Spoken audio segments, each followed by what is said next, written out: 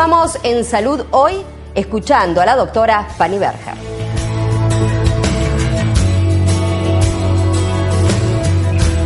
Bueno, Fanny, continuamos un poco esta charla sobre este nuevo libro, Ser Abuelo Hoy. ¿En qué consiste el libro, no? ¿Qué es cómo lo dividiste en capítulos? Claro, hablé de la importancia de la abuelez, mostré, por ejemplo, cómo los pueblos que veneran y respetan a los ancianos son pueblos que hasta hoy en día subsisten, y los pueblos que no respetaban a los ancianos y a las personas mayores, por ejemplo, la cultura helénica, ¿verdad?, que tenía el ideal de ser joven y bello.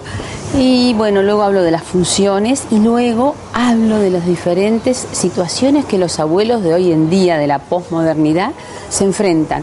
Hablo de los abuelos de nietos adoptados, qué sucede con ellos, de los abuelos de nietos de parejas homosexuales, que ya las hay, ¿no? Cómo influye la aceptación o no de la homosexualidad de los hijos en los nietos, los abuelos ante el divorcio de los padres, los abuelos cuando los padres están juntos. Y hablo de algo que es muy innovador, que es el testamento biológico, que es algo... Esa es la traducción que más o menos le di. No sé si... Creo que en un diario español leí herencia biológica. A mí me gustó lo de testamento. Resulta que en mayo del año pasado, del 2013, unos abuelos fueron abuelos por testamento biológico. Por eso me gusta la parte de testamento, pero bueno, no sé, es una traducción. ¿Qué pasó? Su único hijo de 30 años tenía una enfermedad terminal, murió, y antes de morir dijo que quería ser padre, y ellos querían ser abuelos, y que donaba su semen.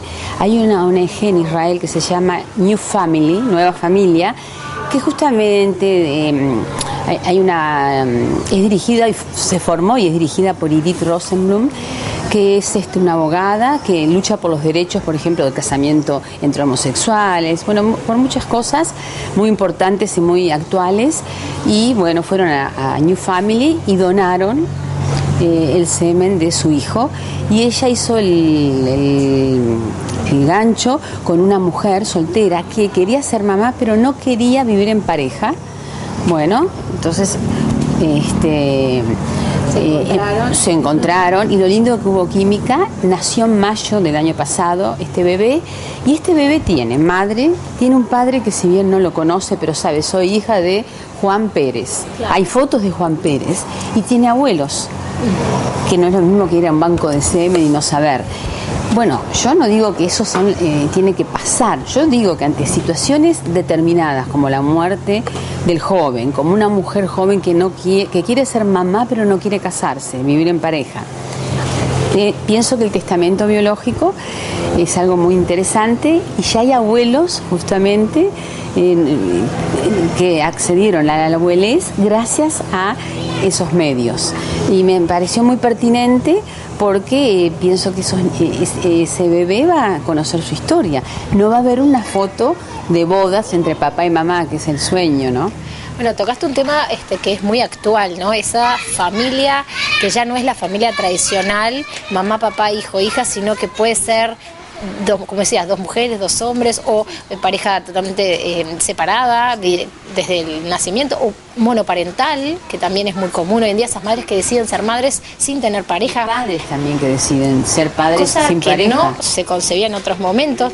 ¿A dónde apuntamos? ¿No hay que cambiar la cabeza a futuro? Sí, yo creo que la realidad fluye, entonces somos nosotros que tenemos que aceptarla con nuestros propios límites. Yo entiendo cuando a veces los abuelos vienen y se angustian porque el hijo es homosexual y no es lo que ellos quieren. Bueno, pero tu hijo es una persona de bien, es homosexual y adoptó un niño.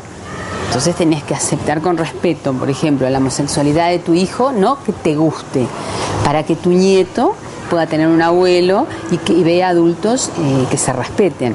Evidentemente la realidad actual es bien distinta a lo que sucedía hace 10, 20 años. Lo que yo estudiaba en psicología en los años 70 no tiene nada que ver con lo que yo veo en consulta.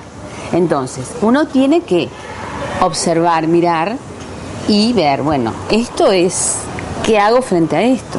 Tengo un hijo homosexual, ¿qué hago? ¿Lo destierro, lo insulto, me peleo o atravieso el dolor, la aceptación?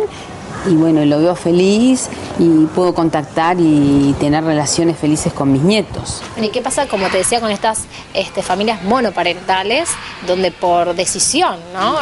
O tienen un hijo y sin tener pareja, que también es aceptado cada vez más, o cada vez mujeres toman esa decisión? ¿Cómo? Y hombres, ¿sabes? Que ya empezaron. Sí.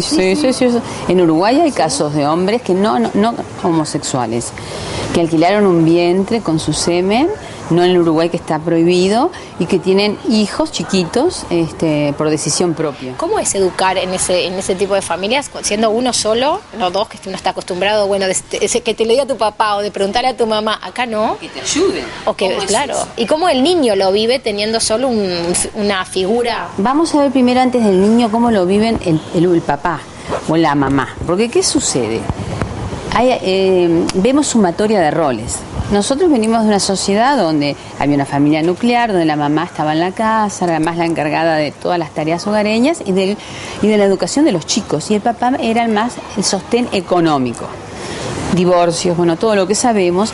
Entonces se van sumando roles. La mamá, si vive sola con los hijos, o por decisión propia, por viudez, por divorcio, va a trabajar. Entonces va a llegar cansada, no va a tener la disponibilidad afectiva, va a estar tensionada. Entonces hay que decirles a los padres que pueden ser padres de familias uniparentales, pero sepan que van a tener bastante trabajo y que los niños van a necesitar límites claros, estables. Porque a veces la tendencia es, bueno, me siento culpable porque le di esto y corro a complacer, tengo culpa y bueno, y le dejo hacer cualquier cosa. Entonces hay que prepararse para eso. Es posible criar hijos con un solo padre. De hecho, veo en consulta y crecen sanamente siempre y cuando el papá o la mamá se posicione como una autoridad, sea sentido por el niño como una autoridad. El niño lo vive bien siempre y cuando sienta que su padre es una autoridad, que es una persona estable emocionalmente, ¿no? Los niños viven comparándose. Entonces, cuando un niño no tiene papá o mamá, hay que explicarle qué pasó, hay que relatar la historia. Y lo que vemos, que el padre que vive con el niño, y a veces los abuelos, sienten como pena en lugar de sentir compasión. Ay, pobrecitos, se sienten culpables y corren a complacerlos. Ese es el gran peligro.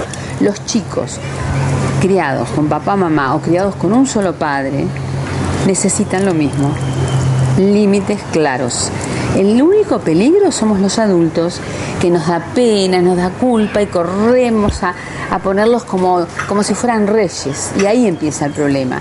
Ahora, si yo tengo pena de mi hijo, no voy a poder sostener un límite, no me voy a posicionar de mi rol de mamá o de papá. Para ir cerrando esta nota del día de hoy, me gustaría que algunos consejos, vamos a seguir con el tema abuelos, porque ese fue el tema que nos convocó en primera instancia. ¿Qué consejos, así claro, 2, 3 consejos para los abuelos de hoy en día y cómo relacionarse con sus nietos? Uno, el tema límites, que también lo venimos hablando, pero más allá de eso, ¿qué consejos podemos dar para tener una buena relación de abuelos con nietos? Bueno, para los abuelos decir que lo primero, uno puede estar en desacuerdo con los hijos, que son los padres de tus nietos. Nunca criticarlos, nunca burlarse ni desvalorizarlos. Pueden dar la opinión, pero de respeto, hay que saber cómo, cuándo, con qué palabras. Entonces es imposible estar con los nietos y criticar o desvalorizar, como lo hacen muchos abuelos sin darse cuenta, a los padres. Porque hay algo que se llama lealtad. Para el niño es leal a sus padres, entonces sufre. Entonces eso es algo que hay que tener en cuenta. Hay el respeto al lugar y a la persona. Bien. Y cuidado también con esto de cobrarse cheques, porque a veces los abuelos se llevan mal con sus propios hijos y proyectan en los nietos y tratan de compensar. Entonces también el abuelesco es como un sensor que se te abren todos los circuitos. Cuando el abuelo fue hijo, cuando el abuelo fue padre, ahora que es abuelo. Entonces, a no compensar y a no proyectar. Por ejemplo, un abuelo que se lleve muy mal con la madre, con su hija que es madre, bueno, tiene que tomar conciencia para no, por ejemplo, complacer a su nieta, no trasladar su carencia afectiva con su nieta. Y bueno, y a los abuelos también, decirles que no importa que no sepan tecnología. Lo poco que saben se meten en un buscador y buscan el pueblo, donde nacieron, el lugar donde frecuentaban. O sea, el vínculo es un vínculo afectivo, no hay que saber computación, como a veces me preguntan, porque el nieto sabrá computación, pero le faltan otros conocimientos. Entonces, ir siempre al encuentro, porque son dos seres distintos, con historias distintas, que nacieron en momentos distintos.